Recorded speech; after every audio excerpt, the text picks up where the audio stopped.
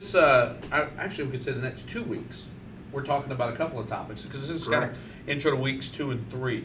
The next 2 weeks, we're going to kind of, number one, get behind the, oh, look at that, he's representing.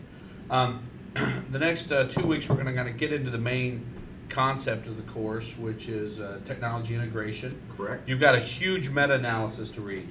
40 years of research. Just do it. Just read it. Yeah. It won't take you 40 years to read it. He's not even 40 years old. I am plus. But yes, I'm a young boy. So someday I'll be. Someday I'll be a real boy. Someday I'll get my ARP like Dr. Curry has. Yeah, great. Thank you. Thank you. I'll have you know I'm only going to be 43 on Super Bowl Sunday, February 5th. I'm just saying.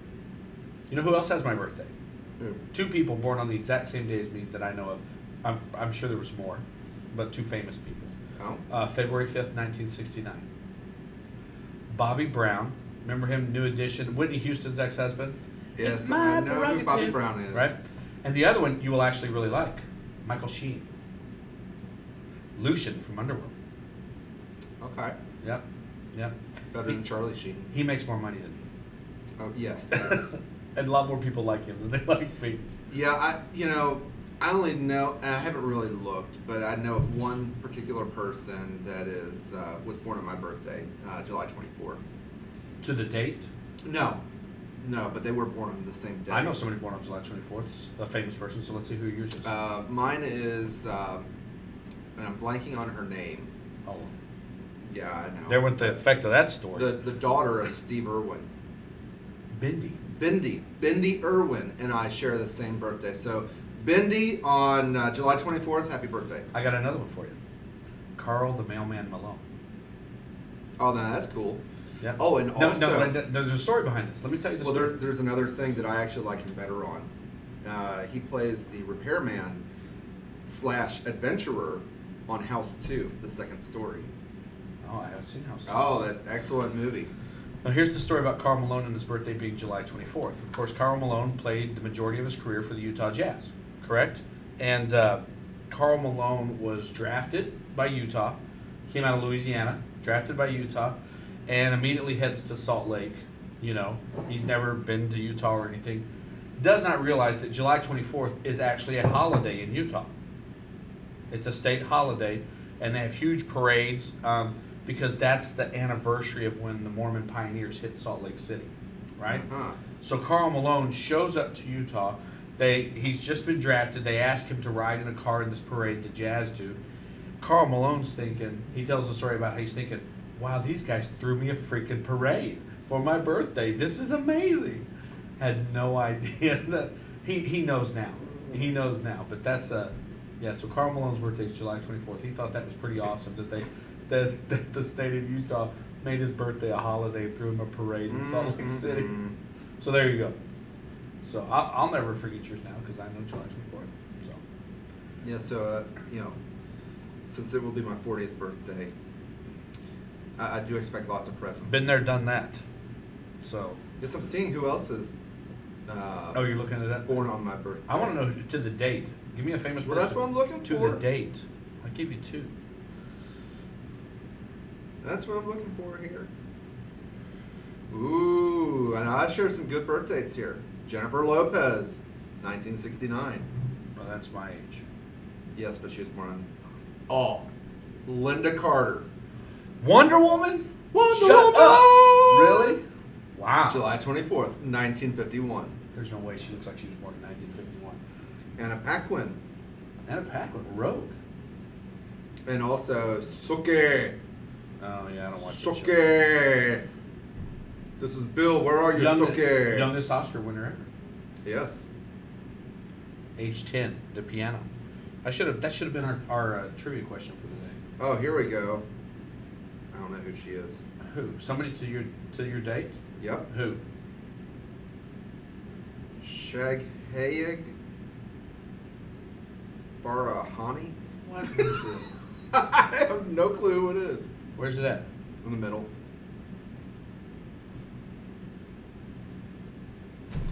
If y'all know who she is, let me know. But they don't want to know who all is born on my birthday. Wow. Yeah, I don't know. Looks like maybe a Bollywood star or something. But we digress again. Just for the record. That's what we ought to do for our next video for the class. We could do a Bollywood style. We could. I'm not promising anything. So anyway, kind of like Luther Polly does. Technology integration. Let's see if you catch that one. What'd you say? I said do a Bollywood style dream sequence like Luther Polly does, and I told him to see if they can catch that one. All right. Tech integration. We're not going to say a whole lot about that this week's video because you need to really go through that meta-analysis. As far as your manic postings go, what we're going to do on these 2-week modules is week 1 you get your initial responses up. Week 2 are responses to your classmates. Right. So that's how we plan on hand. That's our expectation for those. Give it deep thought. Yeah. Make sure that you do. I was having a conversation with one of the graduate students today about that. There's a difference between regurgitation and reflection. We don't need you to tell us what the article says. We know. We know, now we ask for the specific quote. It's important. These manic postings are something. It's a strategy that I brought here, and Dr. Miller's using them this time. And see, I'm learning from him. Scary. But it's really important. Sometimes people get in the habit of just saying, well, they say this in the chapter. These are an academic exercise as much as they are anything else. You show us the exact quote, and then don't say this quote says that because, number 1, we just had the quote. Right. Number 2, we're all smart as well. But number 3, the more important thing is the connection that you make. Why is this fitting into this category? Because what's going to end up happening, if we do these right, what's going to end up happening is one of these times Dr. Miller might say, I disagree with this comment. And inevitably somebody else will say, well, I agree with that comment. And then that fosters the discussion. Or somebody's going to say, well, this is my confusing comment, and that's somebody else's interesting comment. But if you don't try to make the connection, why is that interesting or why do you not agree, then the whole thing falls apart, right? And it just becomes busy work, and that's not what we're trying to do. So make sure that you take them seriously and that you give graduate level responses. Put some thought into it and make that connection. I agree with that. I'm Chris Miller, and I endorse this message or whatever. But let's talk. We want to talk really briefly today about the other topic, the digital divide. Yeah. Digital divide. In a nutshell, we talk about how. Or a lot of people talk about how technology is a uniter, right? It brings us together. Friedman, the world is flat. Bonk, and the world is open. Everybody says that, that we're coming together with technology. But this notion of the digital divide is one that it's actually how, even though the world's coming together, we're still divided. In a lot of cases, you'll hear digital divide on 3 levels, and let's talk about those really quickly. 2 that I think are going away. The most obvious one is gender. Yeah. Used to be computers were a boys thing. I took computer science in high school. Was a computer science major for a while when I graduated high school back in the late 80s. And it was all boys in my classes, pretty much, maybe 1 or 2 girls. And they were just a boys thing. Right. Even as recent as about 5 years ago, we bought a PlayStation for our family. And my wife's stipulation for having a gaming system in that house is that there had to be equal playing time. And so I had to try to find something for my daughter. And you go look through the games, and it was just Barbie Horse Adventures, right? Which I found my son and his friend playing once, and they were saying, man, this would be great if it was cowboys.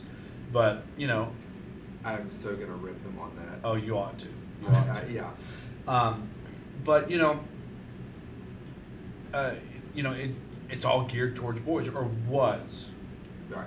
I know now, at least in games, same daughter, but it's still very sexist. It's fashion designer, and But there are some games now that go both ways.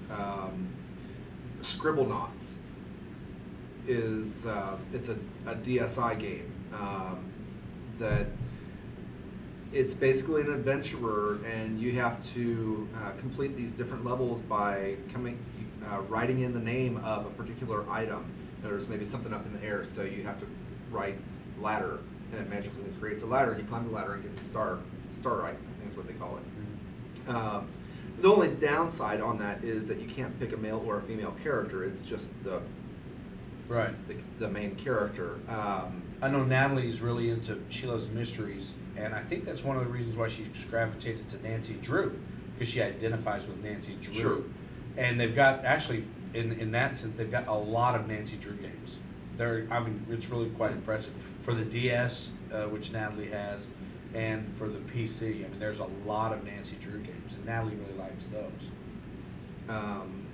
You know, there definitely are a lot of games that have kind of broken that barrier, in the sense of their game. You know, it's not all shoot 'em up type of games. You know, it's games that can be played equally by anyone, as well as they've got generic games like, you know, you've got the Wii Sports. That is, you know, you're using your Mii, which is tailored to you, and it's, you know, regular sports that anybody plays: bowling, baseball. But isn't it interesting that tennis, that in any of these games, should they choose, they could not choose to be a female. Sure. You know, I mean, that's an example, I think, of what people talk about with the digital divide. You know, and then we're just talking. Gaming is just one example of the digital divide on gender specifics. But, you know, it's an interesting thing that you can't choose to be a female if you want. You know, my son, you know, who's to, I mean, we have females in combat now. You know, why can't they go play, you know, Black Ops and be a female character? Why not? You know, but it's not there. No. You know, which would not take that much more programming, because it's a first-person shooter anyway. But I find it interesting that you can't. Right.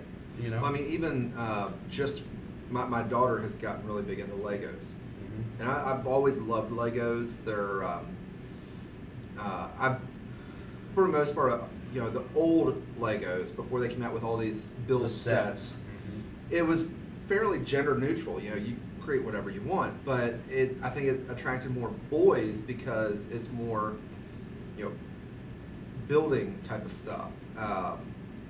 And my daughter has really gotten into them and was liking all the different types of sets. And it's just, as of January 1, Lego has finally come out with a girls' Lego set called Lego Friends.